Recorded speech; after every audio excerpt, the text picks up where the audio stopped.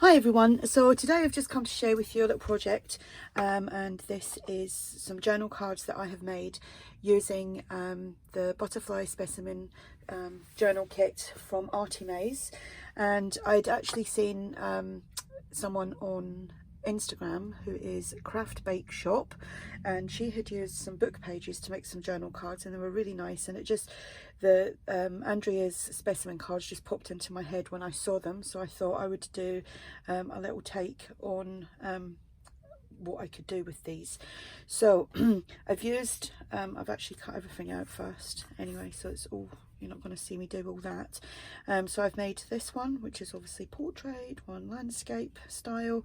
I've used cardstock, I've used coffee dyed paper.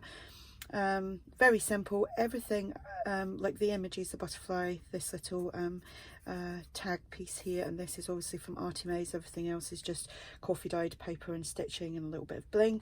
So I'm going to show you how to make these. Very simple, nothing you can't do. So I've cut my card stock to 8 centimeters by 15 centimeters. I'm not sure what that is in inches, so it's 3 1/4, I think, by 5 3/4 approximately, but I'm working in centimeters. So first thing that I'm going to do is, when I done these ones, I actually done the lines with the corrugated cardboard first. Well, I'm not going to do that now because I've done too many on that one. So I've got the little specimen cards. Now you get different sizes of these with Andrea's kit, and I will link that below so you can go over and have a peek. And it's you can do so much with these. I've got other ideas of what to do with these. And let me get that done. I'm just going to ink everything up first, just to get that out of the way. Whoops. Very simple. I've lost a word. How can I lose a word already? I've lost a, oh no, there it is. That's what happens when you think I'll prep before I start this video, and then you can't find what you've done. There we go. And one more. Hope I'm in frame here. I don't know if you saw yesterday's little let's make. Wow, that video took forever to get done.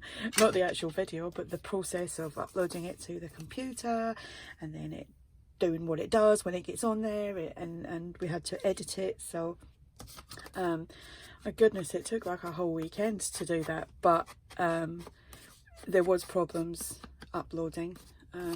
It kept failing, not to YouTube but to the computer for some reason. So that was an issue. I don't know if it was internet provider or it was just the computer. Who knows? Who knows? But anyway, right, so I've inked them up. So how did I do that one? I might do this one that away. So glue, you need some glue. You could stitch this on if you wanted to. So I'm going to try and keep this video to under 15 minutes so that I don't have to upload everything to the computer and then you wait 3 days to see this video, because it drove me crazy it did. Right, my head might go in the way. I just want to try and line that up pretty straight, and I want to leave a bit around the top because of the stitching. So do that. I'm going to glue this one onto that. And you can put tabs and stuff on this if you wanted to, like put a tab on there before you sew. I would maybe drop that down just a little bit so that you can get a little bit of a fabric tab or even a cardstock tab on there. Entirely up to you. So that goes on there. Just push that down. Okay, then I'm using my corrugated cardboard, which is an idea that Paula Lemon showed us all how to do a few years ago, and it's just obviously your cardboard, you ripple the backing off one side, use some Mod Podge on there, and then you can fire away and do your lines. But you must put something on there, otherwise the ink will just seep into the cardboard. Right, sometimes this oxide ink takes a while to dry. I don't know if anyone else has noticed that. When stamping, it can take a while. So try not to put too much on there initially, but there we go. That's as much as I need. So I'm just going to pop that out of the way. What I'm going to do now is find the lid and put that one there. Keep my little bits there. Now that looks a bit wonky at the moment because I actually had to coffee dye that cardstock. So what I'm going to do is a sheet of teal coffee dyed paper. I'm going to fold it in half. And what I do is just checking that, see that's a little bit wet. What I'm going to do is I'm going to dry that and then I'm going to come back. Okay, so I've dried that. I just didn't want to touch it because it would smear everywhere and it would just be like a waste of a project. So, like I was saying, fold a bit of coffee dyed or tea dyed paper or whatever paper you would like to put on the reverse of that.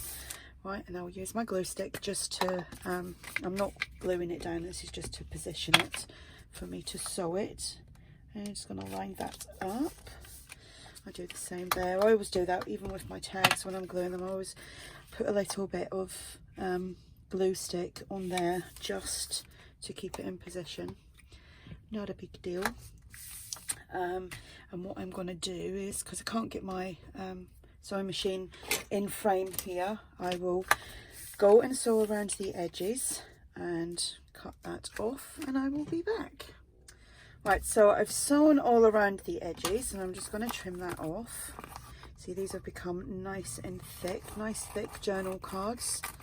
Now, I mean, you could just use maybe, you don't have to use cardstock, you could actually use just a couple of layers of coffee dyed paper.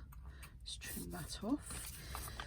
And, but I like the feel of the cardstock and then the paper underneath. Be good to use maybe lined paper on the back so that you've got some journaling lines on there as well. Right. So I'm just going to ink around the back.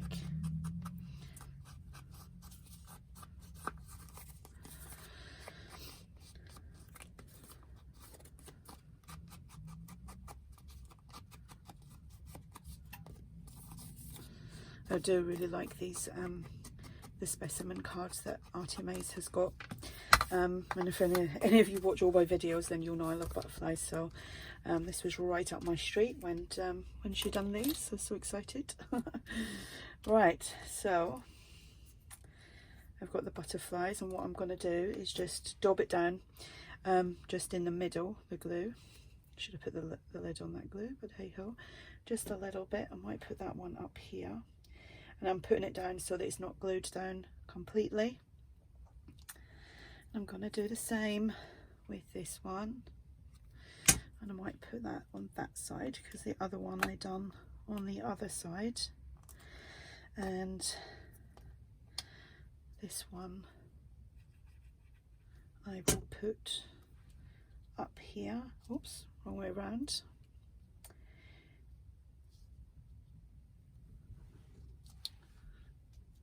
Making sure that's straight, and then this one down the bottom, making sure I get enough glue on that, and just pop that in there, and then I'm just going to put a little gem in the middle of the butterflies.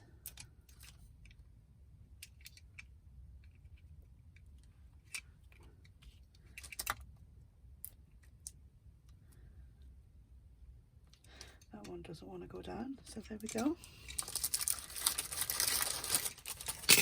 So there we have it. And like I said, if you wanted to put tabs on them, you can do. As I'm not sure what I'm going to be doing yet, I will leave it until I'm gonna, because I'm making journals at the moment. So, and as you can guess, they're butterfly themed. So there we have it. Easy peasy journal cards. They're so quick and easy, and they look really pretty in your journals. And it doesn't have to be, they don't have to go in a butterfly themed journal. They can just look pretty in any journal.